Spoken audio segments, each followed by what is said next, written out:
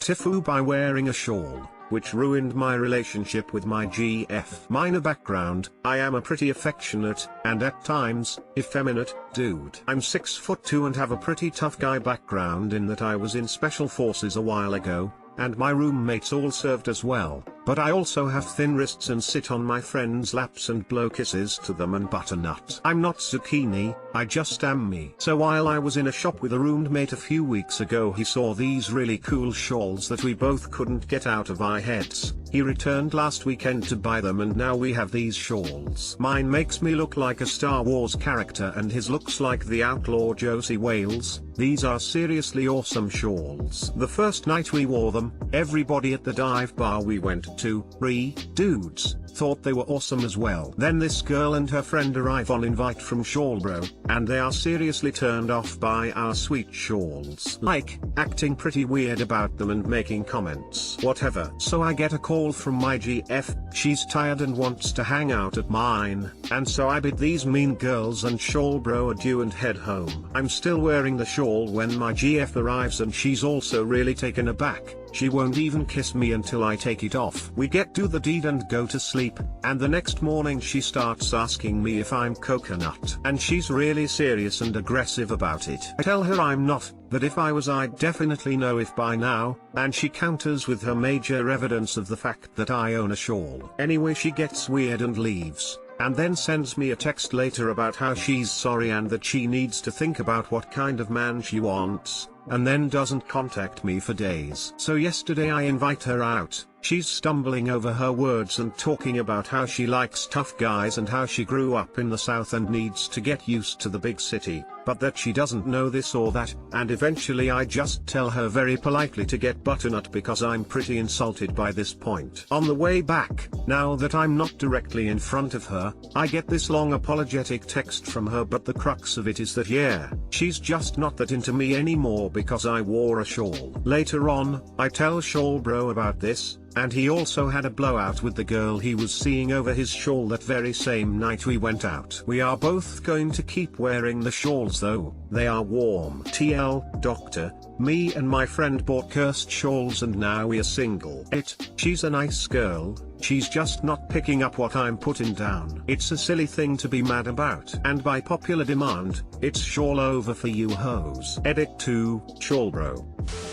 Two sayings come to mind here, one from my basic instructor, who was also special forces, so I figure you'll like that one I picked up somewhere, I don't remember where, a long time ago. What my instructor taught me was simple: if you have something that makes your life easier or more comfortable, like using knee pads, or grabbing an umbrella, or whatever, and you choose not to use it, you are no tougher or better than the man who chooses to. In fact, if it says anything about you, it probably says you're stupider, because while you're standing there, wet and cold in the rain, he grabbed an umbrella and is dry. The other is, the toughest, most alpha thing you can do in any situation is the thing you want. While everyone else is catering to others' whims, you are confidently being you with no cheesecake given what others think. What the coconut? All this shawl talk and no pictures? They sound pretty close to Wild West ponchos, to me. /edit/ yay. He added a picture. Great shawls, too. I have shawl envy. Give your balls a tug, you tit fucker. /shawlsy. So, where is the Reddit tax of you two tough shawl bros in your shawls? I personally favor a nice neutral colored thin poncho, however poncho bro doesn't roll off the tongue as well. Edit, vindication. Shawl tax achieved. I shall sink into the shadows. Ponch bro, I mean, it's right there. If you and SHAWL Bro continue to sport shawls and get new, hotter girlfriends, you should call it Shawlshank Redemption.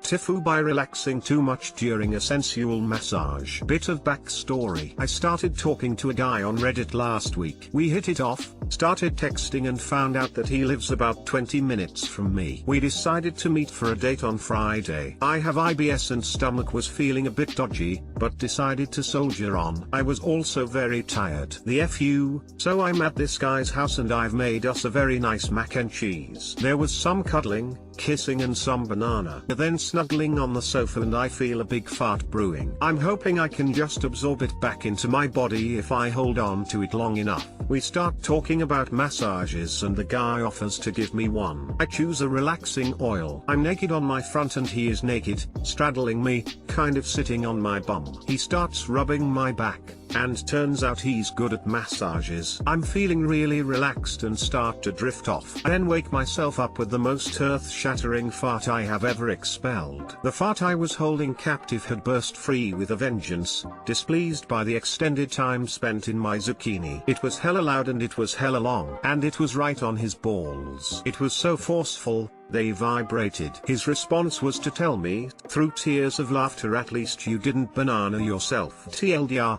Farted on a first date's balls.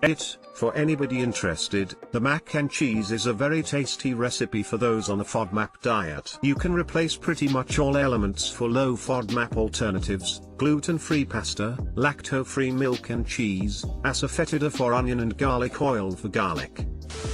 Second date. He is keen. I'm mortified. The closest thing to a zucchini up that night was the fact you all but ran out on me afterwards. Smile. Did you make a throwaway for this? This is the story he'll share at your wedding. Then tell your children over and over and over again, still finding it hilarious. This is why I'm afraid of the second date. And that, ladies and gentlemen, is how women began a new era of asserting dominance. I'll blame it on feminism. His reaction shows he's a keeper.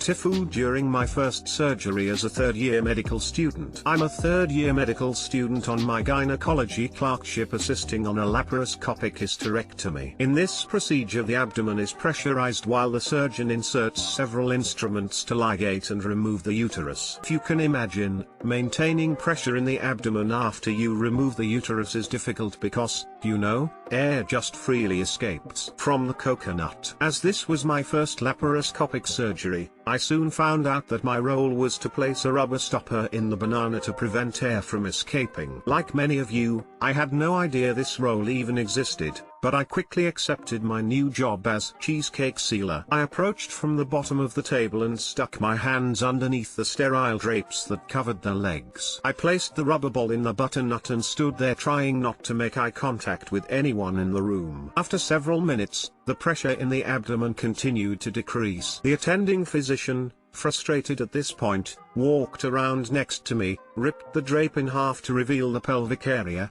and said, "Do you know where the banana is? Get that stopper out of her banana." Thank you for reading. I'll go die now. TL. Doctor couldn't see under the sterile drapes when placing a rubber stopper in the coconut during surgery and accidentally placed it in the coconut.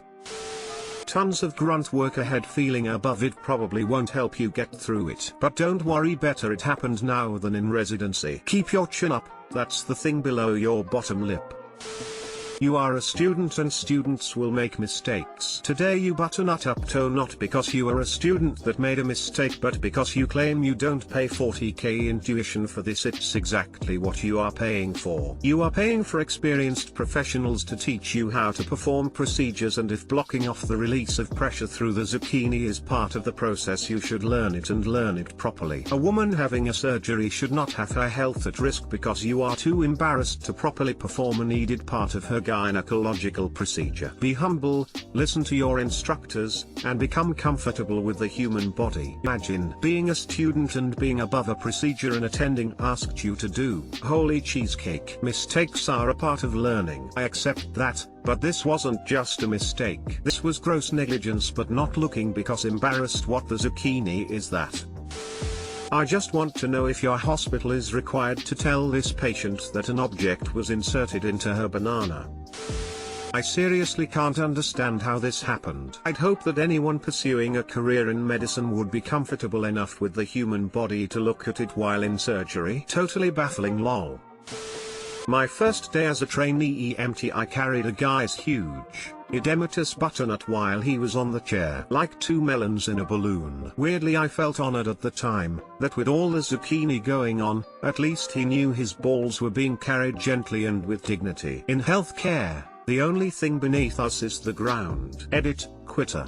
Deleted posts are for attention seekers that got the wrong attention. And GT, in healthcare, the only thing beneath us is the ground. This, clapping hands.